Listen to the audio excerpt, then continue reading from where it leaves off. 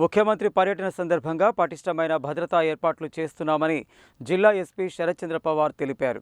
ప్రజల రాకపోకలకు ఇబ్బందులు కలగకుండా తగిన ఏర్పాట్లు చేస్తున్నామని చెప్పారు.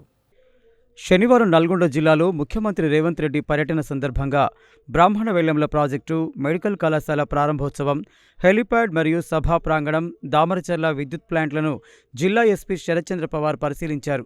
ఈ సందర్భంగా ఆయన మాట్లాడుతూ, ముఖ్యమంత్రి పర్యటన కోసం ఐజీ, డీఐజీతో పాటు 5 ఎస్పీలు, 10 మంది అదనపు ఎస్పీలు, 25 మంది డీఎస్పీలు, 75 మంది సీఐలు, 170 మంది ఎస్ఐలు, 2500 మంది సిబ్బందితో పటిష్టమైన బందోబస్తు ఏర్పాటు చేశామని చెప్పారు.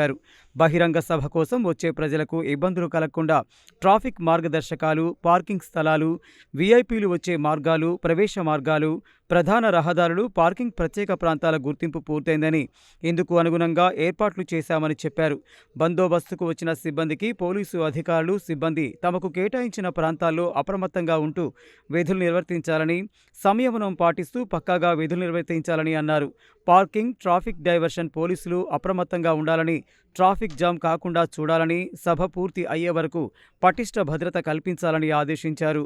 అనంతరం పోలీసు అధికారులు సిబ్బందితో సమావేశం ఏర్పాటు చేసి దిశానిర్దేశం చేశారు.